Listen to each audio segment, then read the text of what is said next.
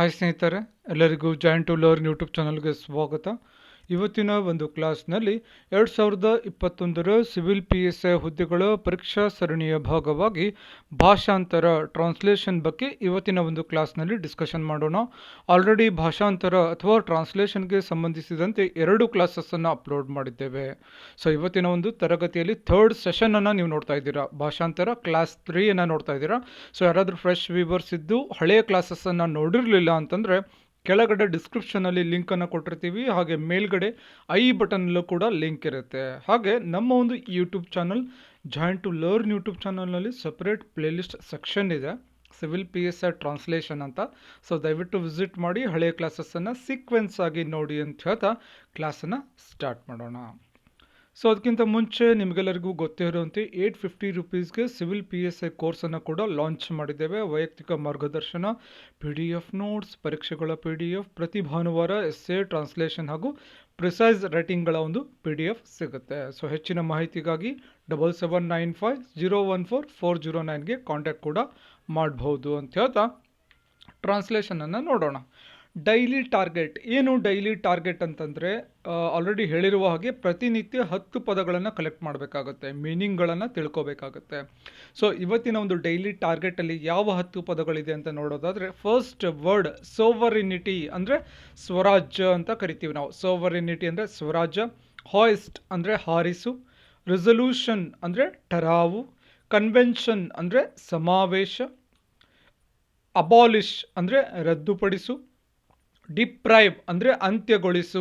Deprive ಅಂದರೆ ಅಂತ್ಯಗೊಳಿಸು. Pledge ಅಂದರೆ ಪಣತೊಡು. Inhuman ಅಂದರೆ ಅಮಾನವೀಯ. ಸೆಷನ್ ಅಂದರೆ ಅಧಿವೇಶನ. ಪ್ರೆಸಿಡೆಂಟ್ ಅಂದರೆ ಅಧ್ಯಕ್ಷ. ಸೊ ಈ 10 ಪದಗಳನ್ನು ನೀವೇನು ಮಾಡ್ಕೋಬೇಕು? ನೋಟ್ ಡೌನ್ ಮಾಡ್ಕೋಬೇಕು. ಎಲ್ಲಿ ನೋಟ್ ಡೌನ್ ಮಾಡ್ಕೋಬೇಕು? ನಿಮ್ಮ ಒಂದು ವೊಕ್ಯಾಬುಲರಿ ಬುಕ್ಕಲ್ಲಿ ನೋಟ್ ಡೌನ್ ಮಾಡ್ಕೋಬೇಕು. ಸೊ ಅದು ಆಲ್ರೆಡಿ ಪದಗಳ ಒಂದು ಕಲೆಕ್ಷನ್ಗೆ ಒಂದು ಬುಕ್ಕನ್ನು ಮಾಡಿ ಅಂತ ಹೇಳಿದ್ದೀವಿ. ಆ ಒಂದು ಬುಕ್ಕಲ್ಲಿ ನಾವೇನು ಆಲ್ರೆಡಿ 2 ಕ್ಲಾಸಸ್ಸಲ್ಲಿ ಕೂಡ 10 ಪದಗಳನ್ನು ಆಲ್ರೆಡಿ 20 ವರ್ಡ್ಸನ್ನು ಡಿಸ್ಕಸ್ ಮಾಡಿದ್ದೇವೆ. ಸೊ ಇವತ್ತು 10 ವರ್ಡ್ಸ್. ಸೊ ಟೋಟಲ್ 30 ವರ್ಡ್ಸ್ ಆಗುತ್ತೆ. ಸೊ 30 ವರ್ಡ್ಸನ್ನು ಆಲ್ರೆಡಿ ನೋಟ್ ಡೌನ್ ಮಾಡ್ಕೋಬೇಕಾಗುತ್ತೆ. ಇನ್ನೊಂದು ಸಲ ಹೇಳ್ತೀನಿ ನಾನು. Sovereignty, hoist, resolution, convention, abolish, deprive, pledge, inhuman, session and president. ಈ 10 ಪದಗಳು ಇವತ್ತಿನ ಒಂದು ಭಾಷಾಂತರ ಮಾಡೋಕ್ಕೆ ಹೆಲ್ಪ್ ಆಗುತ್ತೆ. ಸೊ ಯಾವ ರೀತಿ ಹೆಲ್ಪ್ ಆಗುತ್ತೆ ಅಂತ ನೋಡೋಣ. ಸೊ ಏನಿದೆ ಇದು ಕಂಟೆಂಟನ್ನು ನೋಡೋಣ. ಫಸ್ಟ್ ಒಂದ್ಸಲ ಓದ್ಬಿಡೋಣ. ಇದನ್ನು ಕೊಟ್ಟಿದ್ದಾರೆ, ಕನ್ನಡದಲ್ಲಿ ಕೊಟ್ಟಿದ್ದಾರೆ. ಇದನ್ನು ಇಂಗ್ಲೀಷ್ಗೆ ಭಾಷಾಂತರ ಮಾಡಬೇಕು. ಸೊ ಕನ್ನಡದಲ್ಲಿ ನೋಡೋಣ ಏನು ಕೊಟ್ಟಿದ್ದಾರೆ ಅಂತ. ಭಾರತಕ್ಕೆ ಸ್ವಾತಂತ್ರ್ಯ ಬರುವ 17 ವರ್ಷ ಮುಂಚೆಯೇ 1930ರಲ್ಲಿ ಭಾರತೀಯ ರಾಷ್ಟ್ರೀಯ ಕಾಂಗ್ರೆಸ್ ಲಾಹೋರಿನಲ್ಲಿ ನಡೆದ ತನ್ನ ವಾರ್ಷಿಕ ಅಧಿವೇಶನದಲ್ಲಿ ಭಾರತಕ್ಕೆ ಪೂರ್ಣ ಸ್ವರಾಜ್ಯವನ್ನು ಘೋಷಿಸಿತ್ತು. ಒಂದು ಸಲ ಫಸ್ಟ್ ಟೋಟಲ್ ಒಂದು ಗದ್ಯವನ್ನು, ಈ ಒಂದು ಗದ್ಯವನ್ನು ಓದೋಣ. ಫಸ್ಟ್ ಏನಿದೆ ಅಂತ ಓದ್ತಾ ಇದ್ದೀವಿ. ಅಂದು ಜನವರಿ 26 ಆಗಿತ್ತು.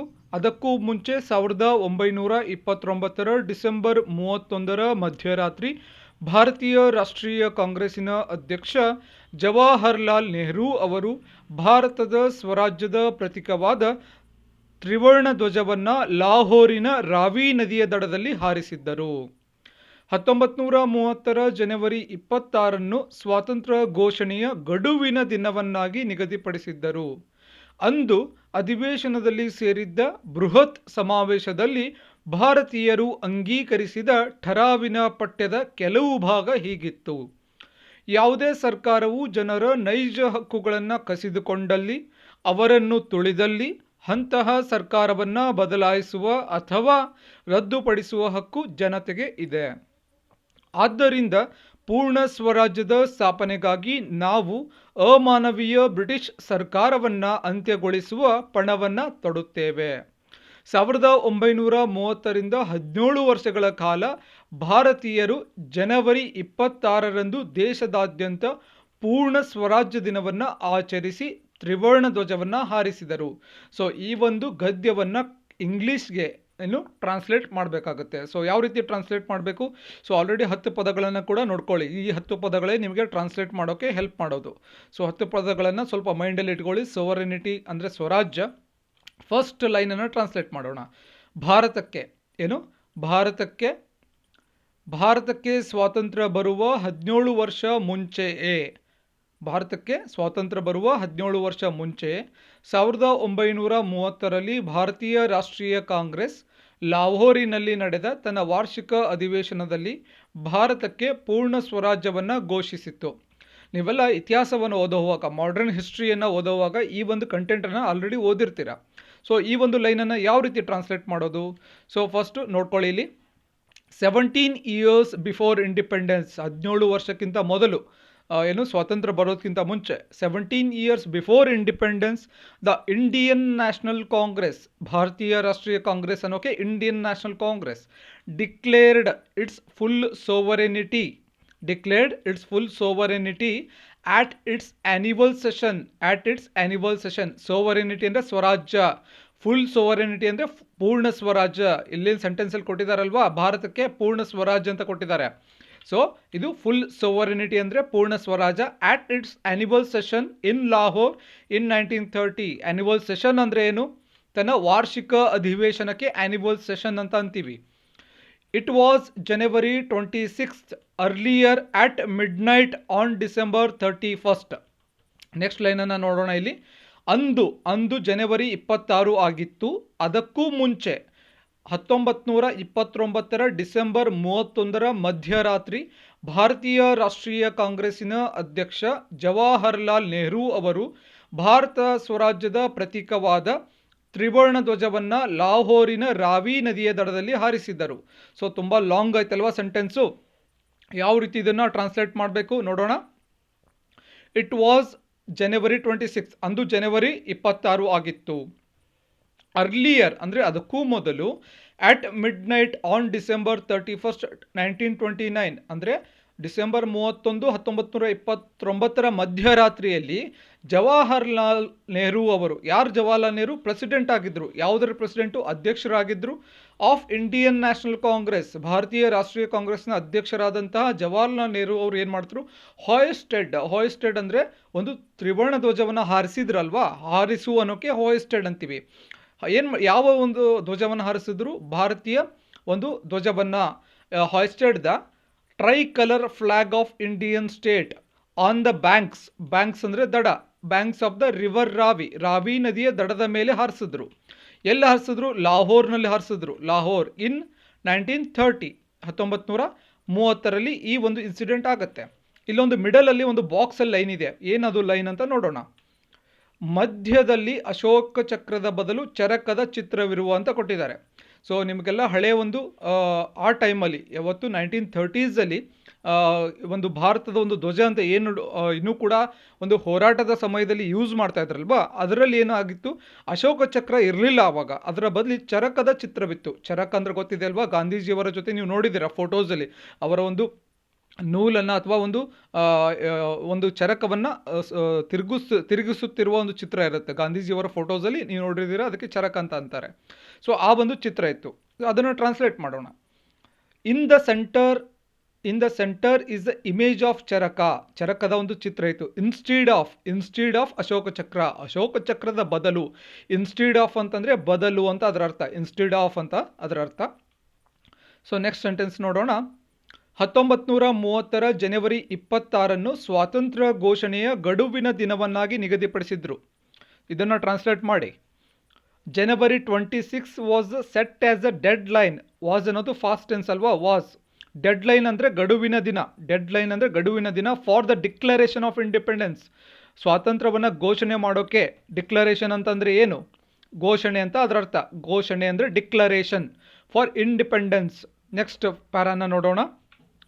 ಅಂದು ಅಧಿವೇಶನದಲ್ಲಿ ಸೇರಿದ್ದ ಬೃಹತ್ ಸಮಾವೇಶದಲ್ಲಿ ಭಾರತೀಯರು ಅಂಗೀಕರಿಸಿದ ಠರಾವಿನ ಪಠ್ಯದ ಕೆಲವು ಭಾಗ ಹೀಗಿತ್ತು. The following was a portion of the resolutions ಅಂತಂದ್ರೆ ಅದೊಂದು ಸಮಾವೇಶ ಅಂತ ಏನು ಕೊಟ್ಟಿದ್ದಾರೆ, ಅದಕ್ಕೆ ರಿಸಲ್ಯೂಷನ್. ಸಮಾವೇಶ ಅನ್ನೋದಕ್ಕೆ ಕನ್ವೆನ್ಷನ್ ಅಂತೀವಿ. ಅದು ಒಂದು ರಿಸಲ್ಯೂಷನ್ ಅಂದರೆ ಏನು ಹಾಗಾದರೆ? ರಿಸಲ್ಯೂಷನ್ ಅಂದ್ರೇನು? ಅಂದು ಅಧಿವೇಶನ ಅಂತಂದರೆ the following was the portion of resolutions adopted by the Indians at the great convention ಅಂದರೆ ಸಮಾವೇಶಕ್ಕೆ ನಾವು ಕನ್ವೆನ್ಷನ್ ಅಂತ ಅಂತೀವಿ. Convention of the day. ಠರಾವು ಇದಕ್ಕೇನಂತೀವಿ ರಿಸಲ್ಯೂಷನ್ ಅಲ್ವಾ, ಏನಂತೀವಿ ಇಲ್ಲಿ ನೋಡ್ಕೊಳ್ಳಿ, ಠರಾವು, ರಿಸಲ್ಯೂಷನ್, ಈ ಒಂದು ಪದವನ್ನು ಅಬ್ಸರ್ವ್ ಮಾಡಿ, ರಿಸಲ್ಯೂಷನ್ ಠರಾವು ಇದೆ ಅಲ್ವಾ, ಇದಕ್ಕೆ ರಿಸಲ್ಯೂಷನ್ ಅಂತ ಕರಿತೀವಿ. ಯಾವುದೇ ಸರ್ಕಾರವು ಜನರ ನೈಜ ಹಕ್ಕುಗಳನ್ನು ಕಸಿದುಕೊಂಡಲ್ಲಿ, ಯಾವುದೇ ಸರ್ಕಾರವು ಜನರ ನೈಜ ಹಕ್ಕುಗಳನ್ನು ಕಸಿದುಕೊಂಡಲ್ಲಿ, ಅವರನ್ನು ತುಳಿದಲ್ಲಿ ಅಂತಹ ಸರ್ಕಾರವನ್ನು ಬದಲಾಯಿಸುವ ಅಥವಾ ರದ್ದುಪಡಿಸುವ ಹಕ್ಕು ಜನತೆಗೆ ಇದೆ. ಏನಾಗುತ್ತೆ ಟ್ರಾನ್ಸ್ಲೇಷನ್ನು? The people have the rights, ಜನತೆಗೆ ಒಂದು ಹಕ್ಕುಗಳಿದೆ. People have the rights to change, ಬದಲಾವಣೆ ಮಾಡೋಕ್ಕೆ, ಅಥವಾ ಅಬಾಲಿಷ್, ತೆಗೆದು ಹಾಕೋಕೆ. ಏನು ತೆಗೆದು ಹಾಕೋಕೆ? ದ ಗೌರ್ನಮೆಂಟ್, ಸರ್ಕಾರವನ್ನು ತೆಗೆದು ಹಾಕೋಕೆ ಒಂದು ಹಕ್ಕಿದೆ ಅವ್ರಿಗೆ. ಇಫ್ ಎನಿ ಗೌರ್ಮೆಂಟ್, ಒಂದು ವೇಳೆಯಲ್ಲಿ ಯಾವುದೇ ಸರ್ಕಾರ ಡಿಪ್ರೈವ್ಸ್ ಮೀನಿಂಗ್ ಏನು ಇಲ್ಲಿ ನೋಡ್ಕೊಳ್ಳಿ ಸೆಂಟೆನ್ಸಲ್ಲಿ. ಡಿಪ್ರೈವ್ಸ್ ಅಂತಂದ್ರೆ ಏನು? ತುಳಿದಲ್ಲಿ, ಅವರನ್ನು ಒಂದು ಡಿಸ್ಕ್ರಿಮಿನೇಷನ್ ಮಾಡದಲ್ಲಿ, ತುಳಿದಲ್ಲಿ ಅವರಿಗೆ ನಾವು ಏನಂತೀವಿ? ಅಂತ್ಯಗೊಳಿಸು. ಡಿಪ್ರೈವ್ ಅಂದರೆ ಅಂತ್ಯಗೊಳಿಸು ಅಂತ ಅದರ ಅರ್ಥ. ಡಿಪ್ರೈವ್ ಅಂದರೆ ಅಂತ್ಯಗೊಳಿಸು. To change, abolish the government if any government deprives the people of the rights, ಅವರ ಒಂದು ಹಕ್ಕುಗಳನ್ನು ಅಂತ್ಯಗೊಳಿಸೋಕೆ ಪ್ರಯತ್ನ ಪಟ್ಟರೆ. ಡಿಪ್ರೈವ್ಸ್ ಅಂದರೆ ಅಂತ್ಯಗೊಳಿಸು. ಯಾರ ಹಕ್ಕುಗಳನ್ನು? ಜನರ ಹಕ್ಕುಗಳನ್ನು ಅಂತ್ಯಗೊಳಿಸೋಕೆ ಪ್ರಯತ್ನ ಪಟ್ಟರೆ ಅಂಥ ಒಂದು ಸರ್ಕಾರವನ್ನು ಬದಲಾಯಿಸುವಂತಹ ಶಕ್ತಿ ಜನತೆಗೆ ಇದೆ ಅಂತ. ದೇರ್ ಫೋರ್, ಆದ್ದರಿಂದ.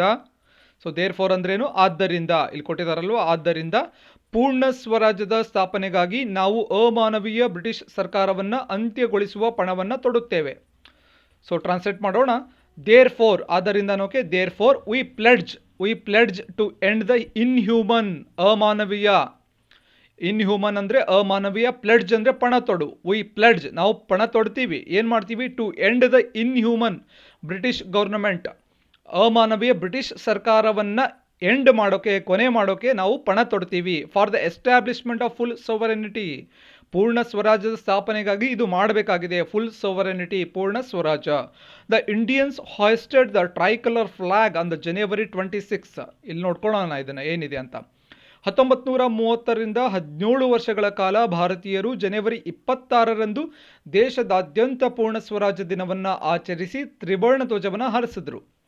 1930ರಿಂದ 17 ವರ್ಷಗಳ ಕಾಲ ಭಾರತೀಯರು ಜನವರಿ 26, 17 ವರ್ಷ ಅಂದರೆ 1947ರವರೆಗೆ ಅಲ್ವಾ. 17 ವರ್ಷ ಅಂದರೆ 1930, ಅವ್ರೇನು ಕೊಟ್ಟಿದ್ದಾರೆ 1930. 17 ವರ್ಷ ಅಂದರೆ 1947ರವರೆಗೆ ಭಾರತೀಯರು ಜನವರಿ 26ರಂದು ದೇಶದಾದ್ಯಂತ ಪೂರ್ಣ ಸ್ವರಾಜ್ಯ ದಿನವನ್ನಾಗಿ ಆಚರಿಸಿ ತ್ರಿವರ್ಣ ಧ್ವಜವನ್ನು ಹಾರಿಸಿದ್ರು. ಟ್ರಾನ್ಸ್ಲೇಟ್ ಮಾಡೋಣ. ದ ಇಂಡಿಯನ್ಸ್ ಹಾಯ್ಸ್ಟೆಡ್, ಹಾರಿಸಿದ್ರು. ಹಾಯ್ಸ್ಟ್ ಅಂದರೆ ಹಾರಿಸು. Hoisted the tricolour flag on January 26 for nationwide ಅಂತಂದರೆ ದೇಶದಾದ್ಯಂತ. Celebration of full sovereignty day, ಪೂರ್ಣ ಸ್ವರಾಜ್ಯ ದಿನದ ಒಂದು ಆಚರಣೆಗಾಗಿ ದೇಶದಾದ್ಯಂತ ಜನವರಿ 26ರಂದು ಒಂದು ಟ್ರೈ ಕಲರ್ ಫ್ಲಾಗ್, ತ್ರಿವರ್ಣ ಧ್ವಜವನ್ನು ಹಾರಿಸಿದ್ರು. ಸೊ ಇಷ್ಟು ಟೋಟಲ್ ಟ್ರಾನ್ಸ್ಲೇಷನ್ ಆಗುತ್ತೆ. ಈ ಒಂದು ಗದ್ಯದ ಯಥಾವತ್ತಾದಂಥ ಟ್ರಾನ್ಸ್ಲೇಷನ್ ಯಾವುದಾಗುತ್ತೆ? ಈ ಒಂದು ಆಗುತ್ತೆ. ಸೊ ಡೈರೆಕ್ಟಾಗಿ ಬರದೇ ಇದ್ದರೂ ಕೂಡ, ಇದೇ ಗದ್ಯ ಬರದೇ ಇದ್ದರೂ, ಇದೇ ಕಂಟೆಂಟ್ ಬರದೇ ಇದ್ದರೂ ಕೂಡ ಒಂದು ಐಡಿಯಾ ಬರೋದು ಮಾತ್ರ ಗ್ಯಾರಂಟಿ ಬರುತ್ತೆ. ಸೊ ಅದು ಯಾವಾಗ ಬರುತ್ತೆ? ನೀವು ಕೂಡ ಒಂದು ಪ್ರಾಕ್ಟೀಸ್ ಮಾಡ್ತಾ ಇದ್ರೆ ಬರುತ್ತೆ. ಸೊ ಮಿಸ್ ಮಾಡದೆ ನಮ್ಮ ಒಂದು ಕ್ಲಾಸಸ್ಸನ್ನು, ಟ್ರಾನ್ಸ್ಲೇಷನ್ ಕ್ಲಾಸಸ್ಸನ್ನಾದರೂ ನೋಡ್ಕೋಬಹುದು.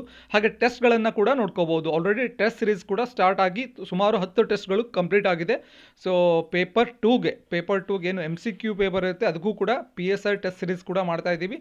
ಸೊ ಯಾರಾದರೂ ನೋಡಿರಲಿಲ್ಲ ಅಂತಂದರೆ ಡಿಸ್ಕ್ರಿಪ್ಷನಲ್ಲಿ ಕೂಡ ಲಿಂಕ್ ಇರುತ್ತೆ. ಹಾಗೆ ಮೇಲ್ಗಡೆ ಐ ಬಟನಲ್ಲಿ ಲಿಂಕ್ ಇರುತ್ತೆ. ಮತ್ತು ನಮ್ಮ ಒಂದು ಚಾನಲ್ನಲ್ಲಿ ಪ್ಲೇಲಿಸ್ಟ್ ಸೆಕ್ಷನ್ ಇದೆ, ಅಲ್ಲೂ ಕೂಡ ಒಂದು ಲಿಂಕ್ಸ್ಗಳು ಅಥವಾ ಪ್ಲೇಲಿಸ್ಟ್ಗಳ ಒಂದು ವಿಡಿಯೋಸ್ಗಳು ಸಿಗುತ್ತೆ. ದಯವಿಟ್ಟು ವಿಸಿಟ್ ಮಾಡಿ, ಎಲ್ಲವನ್ನ ಕೂಡ ಸೀಕ್ವೆನ್ಸ್ ಆಗಿ ನೋಡಿ ಅಂತ ಹೇಳ್ತಾ, ಸೊ ಇವತ್ತಿನ ಕ್ಲಾಸನ್ನು ಇವತ್ತು ವೈಂಡ್ ಅಪ್ ಮಾಡ್ತಾ ಇದ್ದೀವಿ. ಈ ಒಂದು ಟ್ರಾನ್ಸ್ಲೇಷನ್ ಯಾವ ರೀತಿ ಇಷ್ಟ ಆಗಿದ್ರೆ ಒಂದು ಲೈಕ್ ಮಾಡಿ, ನಿಮ್ಮ ಫ್ರೆಂಡ್ಸ್ಗೆ ಶೇರ್ ಮಾಡಿ. ಹಾಗೆ ನೀವಿನ್ನೂ ನಮ್ಮ ಚಾನಲ್ಗೆ ಸಬ್ಸ್ಕ್ರೈಬ್ ಆಗಿರಲಿಲ್ಲ ಅಂದರೆ ಸಬ್ಸ್ಕ್ರೈಬ್ ಆಗಿ, ಹಾಗೆ ಬೆಲ್ ಐಕಾನ್ ಮೇಲೆ ಕ್ಲಿಕ್ ಮಾಡಿ. ನಾವು ಮಾಡುವಂಥ ಒಂದು ಎಲ್ಲ ವಿಡಿಯೋಸ್ಗಳ ಒಂದು ಅಪ್ಡೇಟ್ಸ್ ನಿಮಗೆ ಸಿಗುತ್ತೆ.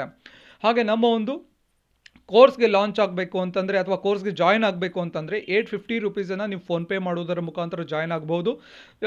ಫೋನ್ಪೇ ಮಾಡಿರೋದನ್ನು ಸ್ಕ್ರೀನ್ಶಾಟ್, ನಿಮ್ಮ ಹೆಸರು ಹಾಗೂ ಸಿಬಿಲ್ PSI 2021 ಅಂತ ಹೇಳಿ ಒಂದು ಮೆಸೇಜನ್ನು ವಾಟ್ಸಪ್ಗೆ ಮಾಡಬೇಕಾಗುತ್ತೆ. 7795014409ಗೆ ವಾಟ್ಸಪ್ ಮಾಡೋದರ ಮುಖಾಂತರ ಕೂಡ ಜಾಯ್ನ್ ಆಗ್ಬೋದು. ಸೊ ಹೆಚ್ಚಿನ ಮಾಹಿತಿಗಾಗಿ 7795014409 ಕೂಡ ಕಾಂಟ್ಯಾಕ್ಟ್ ಮಾಡಿ.